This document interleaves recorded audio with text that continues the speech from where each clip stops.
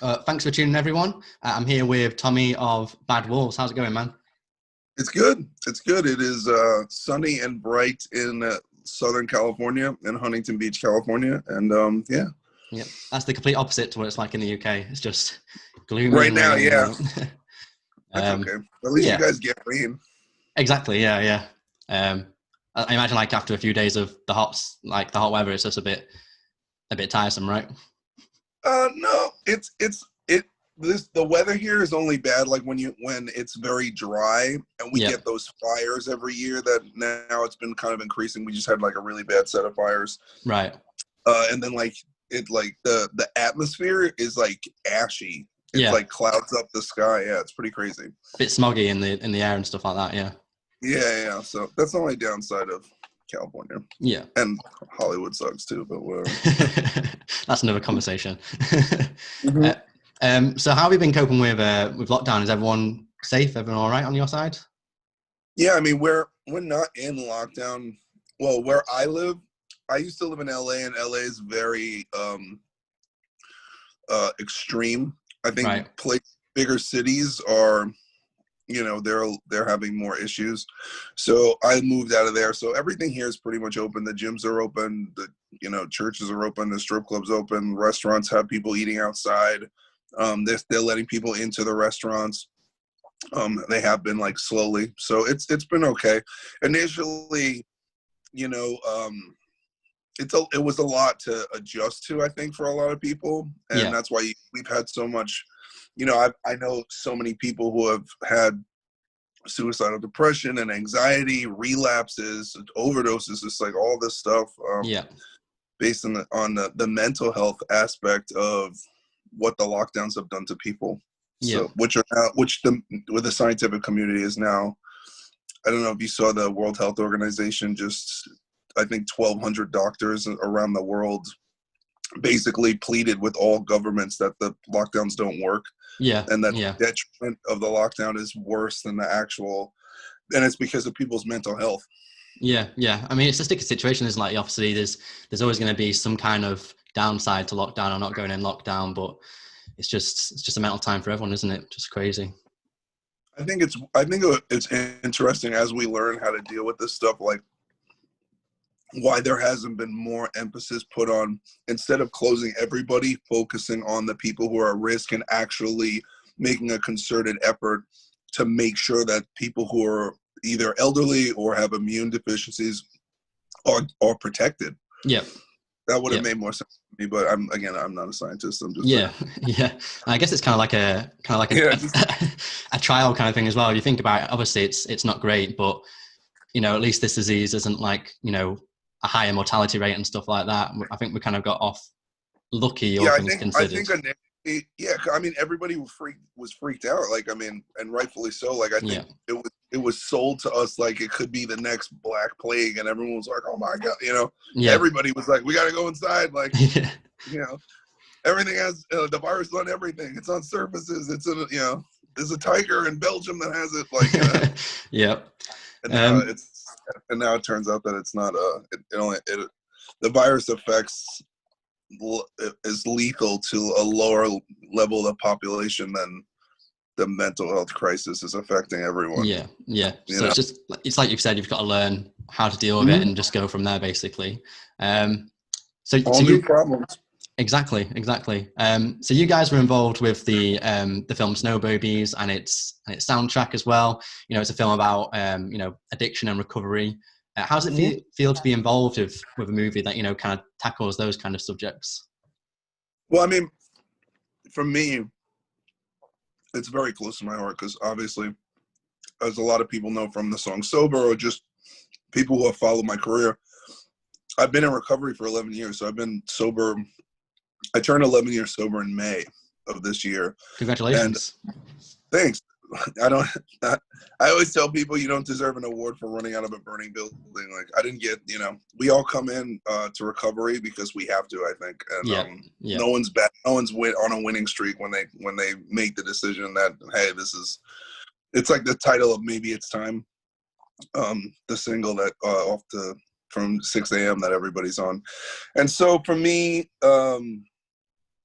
it was an honor, and I think that it's a great thing that what they're doing. I think the conversation needs to be had, because this, again, like even we started off, we're so submersed in this conversation about COVID and the death rates and this, that, the other. We don't look at the death toll of the opioid crisis, and in a in the past 3 years, more people have died from opioid overdose than the Vietnam War on all sides. Yeah. And that, to me, it's like we're ignoring a very massive problem, and this film does a good job tackling it. I think it's targets families, and it gives the perspective and an ability to have a conversation where young people can bridge the gap and talking with their parents or people that are older than them that they trust about these drugs that are way too readily available. Yeah. So yeah, I think it's a really good thing, and I think I want to be a part of anything that helps people to save their own lives from the disease of drugs and alcoholism. Yeah. And how do you think the film kind of like addresses those subjects? Because obviously there's going to be a lot of people that are watching that film who, don't relate to them directly. They've not been in addiction and recovery and stuff like that. Do you think it kind of portrays it well? Well, yeah, I mean, I think it also, the reality is that for every addict and alcoholic, there's how many people who are attached to that person's life. Absolutely. And so, like, if I ruin my life with drugs and alcohol, maybe selfishly as a drug addict, I think I'm the only hurting myself. But what about my mother and my sister or my boss or my employees or my girlfriend or whoever? So, I think the people who are not directly dealing with drugs and alcohol should watch it. They can understand if they have somebody in their life who is. Yeah. 100%. And you kind of touched on it, a moment ago. And I mean, to me, it seems like addiction is becoming even more prevalent in recent years. Obviously we talk about alcohol and drugs, but there's also, the less notable addiction where, people are getting more addicted to social media, and obviously the gratification and approval that brings. And then obviously with this lockdown, you've got people who are also turning to alcohol to kind of, as a coping mechanism to kind of cope with what's going on. What kind of advice would you give to people that are kind of in that situation now, or, family and friends? What kind of advice would you give to them if someone they love is kind of in that situation? How can they help out? Well, I think social media addiction is like, it's a lot. I deal with this a lot. I have, I'm pretty active on my Instagram stuff, and I talk to a lot of people. I use my social media as an outlet for like either political beliefs or, just like recovery awareness, or I'm pretty active talking about anti-human trafficking stuff. And so in a way, everybody's social media becomes what they want it to be, but you have to set it down, right? Like you can, if you look on your phone, most smartphones will be able to tell you, or your computer, how long you've been on a certain app or how long you've been utilizing them. And sometimes it's good to just set a timer and turn it off. And like other things that I do, like part of my spiritual practice in the morning is like I put my phone under my bed. It's under my bed, so I can't even get to it till I have to get out of bed to get my phone. I don't want to sit in bed and just be like, scrolling through. It's like, and it's just like, because then 2 hours go by that I could have been productive. And even if it's emails, sometimes it's like, it's like just go outside, make coffee, get up, go for a walk, come back, get everything started. Have breakfast. Absolutely. Because like you say, you can just get stuck in bed, and you may think you're scrolling through Instagram or whatever, maybe for 10 minutes. You look at the time, an hour's gone by, 2 hours have gone by, and it's stuff like that. But but like I was saying, like, if people are going through these addictions, like I say, in lockdown, people turn to drugs and alcohol as coping mechanisms. Do you think, like, what if you're a friend or a family and you're seeing someone who's kind of going through those struggles, what's the best advice you can kind of give them to help? Because sometimes people aren't quite sure what the best way is to help.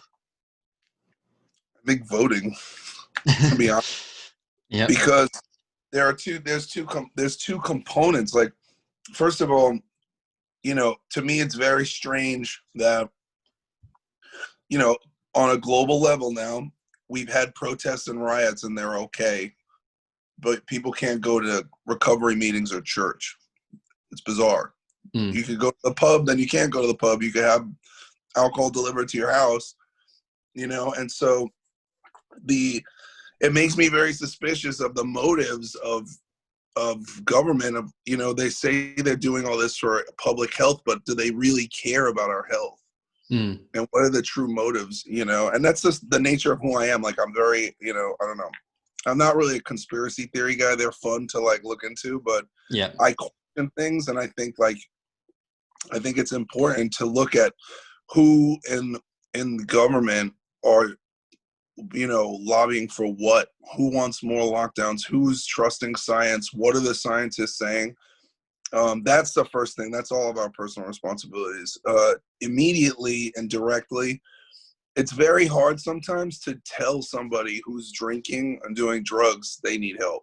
Yeah. And so, as there are two ways that I go about it. It's kind of like I leave the door open, like, hey, if you ever want to talk, like, I'm here. And I think that that's really powerful, to be able to go to somebody and just know, if a lot of times we don't want to admit that we have a problem. Yeah. So if we know there's somebody who might get it or care, maybe we'll talk to them about it, but you can't force anybody to get sober, And then the other thing is that, if it's a dangerous situation and you think they're going to harm themselves, like, then there's, interventions and stuff that needs to take place. But it depends on where the person is in their drug and alcohol, their drinking and drugging career. Yeah. Of how, because it's a progressive disease. So it starts out, a lot of people start out, and it's just fun, and then it's fun, and there's some problems, and then it's just constantly problems, and it's just like health issues and issues with the law, issues with relationships, and so on and so forth. So it just spirals from there, basically, depending on the person and the situation at hand. Yeah, I mean, you talked earlier about working on the song Maybe It's Time with 6 a.m. and there's a load of other great artists that also feature on that song. What was your experience like working on that, and obviously being a part of that project with other great artists? Oh, I didn't think that I was. I thought it was a joke when they first asked me. Okay. Kind of from the label, I was like, they're like, hey, do you want to be on this song with Nikki Sixx and Slash and Joe Elliott, and I think they had only told me a couple people, but that was enough. And they were like, Ivan's doing it, and Corey Taylor, and I was like, what? I'm like, who put this together? Like, I'm like, who's emailing me? And it was cool, man. It was, everybody, obviously due to COVID, we all recorded in separate studios at separate times. And, I didn't see the finished product until it actually was out. So I think every singer recorded the entire song. Right. And sent it to Nicky, and then he put it together the way that he liked it. Right. And it was just cool, man. It was really cool. It was awesome. a really good time. Yeah. And awesome. So it shows the power of recovery, like all these different artists from all these different kinds of bands at all these different levels of success from different decades, all coming together for the same meaning and the same reason. It's kind of a big deal. It's cool. Absolutely. And it's a great song as well, like not just the message, but all you guys melding together, it all works as well, which is fantastic. I wish I wrote it, Yeah, no, Nikki and the 6 a.m. guys, man, they're great songwriters. I mean, obviously, Nikki's responsible for a lot of the Motley Crue hits that we all can, the classics that we've all come to love. But so it was an honor, and it's just cool to be a part of. AWOL Nation and Brantley Gilbert are also on that song. We actually just did a cover of an AWOL Nation song. Yeah. So it's just cool, man. It's a really dope thing. Yeah, absolutely. And you kind of touched on what I wanted to talk about next, which is your AWOL Nation cover and your Patreon scheme that you've got set up for your fans, where you're doing covers and all these other perks. What has been your favorite cover that you've done so far through that scheme, and how are you kind of finding connecting with fans through Patreon? It's hard because when we're done, there'll be 24 covers that are just on Patreon, and we released, I think, 5 or 6 B-sides that didn't make the first 2 records. They were just extra songs. And what's cool about it is I'm in the studio making the new Bad Wolves record, so I will stop and one day a week record a cover, and then that will get uploaded on Fridays. And it's really challenging, to just stop what you're doing, pick a song, go in. Sometimes the fans pick the song, and we're like, oh, okay, like, oh, I forgot about that, and then we're like, okay, cool, let's do that.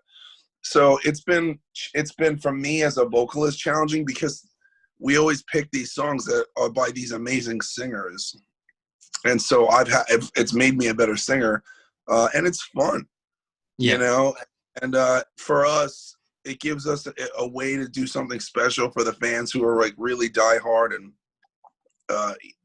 I've talked about this too. Like, a lot of people are like, "Oh, put it on Spotify," and put it on YouTube.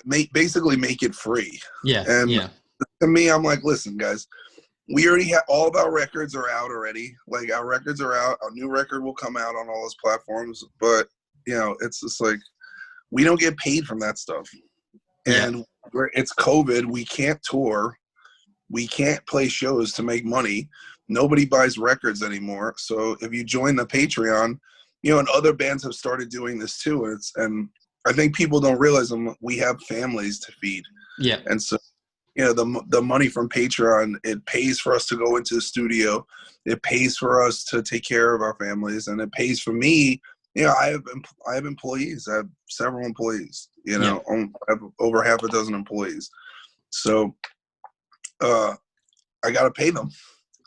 It's like, so the fans really, what really it is like, by the fans paying for the Patreon, they actually keep the band alive, especially through COVID, because that's why we did this. We canceled all of our tours, and we're like, what are we gonna do? And I'm like, what if we just do a closed, private fan thing, and then put up a bunch of unreleased music, and then we do live streams. And we did a live stream concert. We're gonna do another one. We're getting ready. We haven't announced it yet, but we're in rehearsals for we did an acoustic live performance. Now we're doing a full band, full production. And so these are the things that are cool, because again, I miss live concerts. You're not the only one, man. You're not the only one. Yeah, we all do. I'm like, I don't, my whole band, I couldn't make it, but the whole band went to go see Metallica at a drive-in, and Metallica was just playing on the TV. Oh wow, that would have been amazing. And they were somewhere else remotely playing in the middle of a field, and they did that in California. And people showed up because, dude, people need hope. They need music. They need to be connected again, and I understand that public safety is obviously everyone's number one concern. But until then, I think it's important to find ways to engage with the audience and have this community where everyone is connected. 100%. Yeah. And not even that's what that's been for us. And not even the financial aspect that you mentioned, that just the Patreon idea, and it's rewarding your more dedicated fans as well to something that's exclusive. They don't have to, go and get it where everyone else is getting it. It's something exclusive for them, and rewarding them for obviously. Well, we might put our new album might come out 6 months ahead of schedule on Patreon only. So it pays. Yep. All of our members get a voucher for a free meet and greet when touring starts again. You really get your money's worth. It's if you would add up the cost of if you bought this album, and if you added up all the perks and everything else, it's definitely well worth it. So 100%. That's what we're here to do. But we want to provide service for people. We're entertainers. We want people to be happy. Yeah, especially during these times as well. Like you say, people need that hope and that outlet. Yeah, of course. And obviously, on the subject of covers, you know, you really broke through with your cover of Zombie by the Cranberries. Mhm. And there's always a risk when a band, especially like earlier in their career, they get big off a cover, then it can kind of sometimes eclipse the rest of their career, right? So Mhm. how do you feel you guys kind of like managed to dodge that misstep? Because it's definitely, that isn't what happened with you. Like, you know, Zombie isn't, you're not like the band that covered Zombie and then that's it. Well, yeah. I mean, there was definitely a period where we were afraid that that would be the case. Yeah. And I think, you know, most people don't know this, but Zombie was not supposed to be the first single we released. Right. And because of Dolores's untimely passing and the money we wanted to raise for her children, we released the song right away. And it became a phenomenon, and you know, no one could have known it. You know, it's so tragic and strange. And there was a time where we were like, all right, we're, you know, I think the band was like, we're just gonna ride it out, and you know, because we're not stupid. And for us, it was like, we're gonna carry this song and we're gonna carry this woman's legacy. And then Hear Me Now came out, and that song went #1. Which is a duet with Diamante, and then Remember When came out, and that song went #1. That was the #1 most spun rock song of 2019. So 2018 was Zombie, 2019 was Remember When, and then Sober came out. Actually, Kill Me Slowly came out, that went #1, and Sober came out, and that went #1. So every single song that we've put out has gone #1, and it's like it to me, it's like a calming effect. Like after the first couple, we're like, oh, we're not a fluke, you know, especially to have all those singles on 2 records. It's like, oh, people actually like our music. And I think that's that's the key factor, is songwriting. Yeah. Right. To me, I've been in metal bands most of my life where like the vocalist has to take a back seat to the instrumentation because the guys are so proficient. And in Bad Wolves, there's some of the most proficient musicians that I've ever played with, but we play the game differently, where we pass the ball in a different way. So it's like, sometimes it's time to sing, sometimes it's time for guitar, sometimes the drums to go like this. And that's what I think great bands like Nirvana and the Beatles and AC/DC and Metallica, that passing the ball back and forth, as artists, where everybody gets a little chance to shine, rather than it only being about one particular, or when everyone's trying to be heard at the same time. Yeah. I think that was the difference. You know, I think a lot of the classic grunge rock and 90s metal songwriters, they did that well. And as we moved towards the future, I think the tech metal and gent and stuff like that, it became like this hyper, how much can you play kind of vibe. And I chased that, and I was like, oh, you know, and I still do that to an extent, you know, and then it's just like rolling it back, and it's like, say something that's honest, tell a real story, and do it in a way that makes people feel connected. And then that's kind of this for any songwriters out there, that's basically what we try to do. Yeah, because I mean, you've said it brilliantly. You know, like technicality and all that stuff is fantastic and all that, but it's not the, you know, the #1 quality or the hallmark of a good song. You've got to like contribute what serves the song, right? Yeah, and it's also like, it's some people, like I personally will go to the gym and listen to Meshuggah and like go crazy on the treadmill, like, you know, but not everybody listens to that. And just because that's what I love doesn't mean that's what everybody else wants to hear. Exactly. Yeah.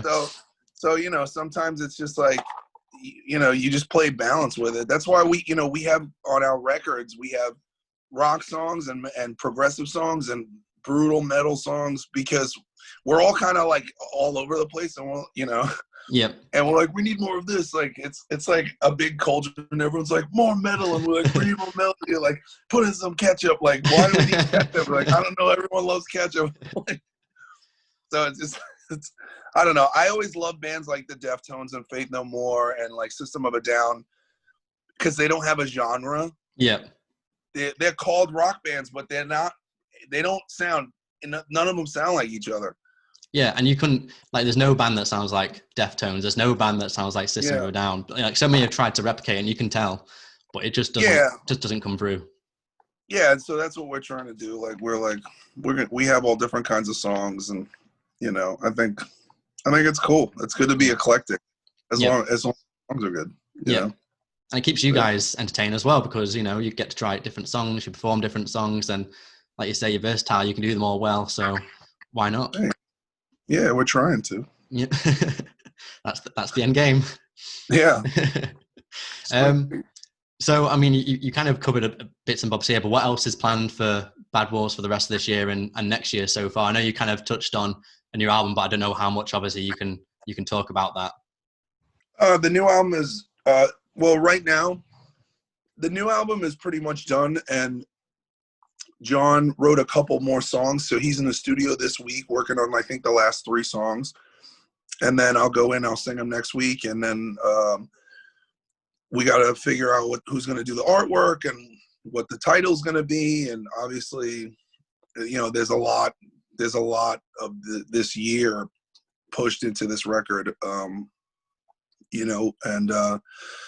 it's heavy. We're talking to 2 different singers about doing guest vocals from 2 very big metal bands. So that'll be cool to try to put a little focus on 1 or 2 of our other more extreme metal songs. Yep.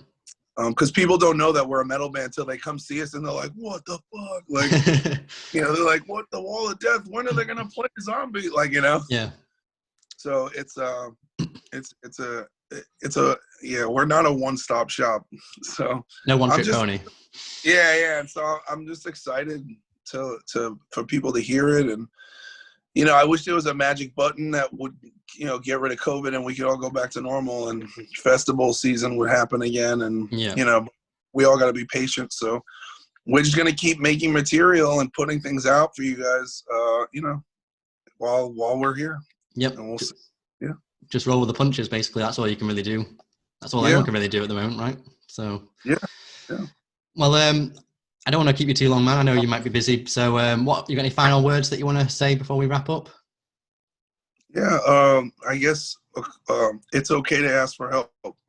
I think that the most important word somebody who is struggling with mental health or addiction is saying, "I don't know and I need help."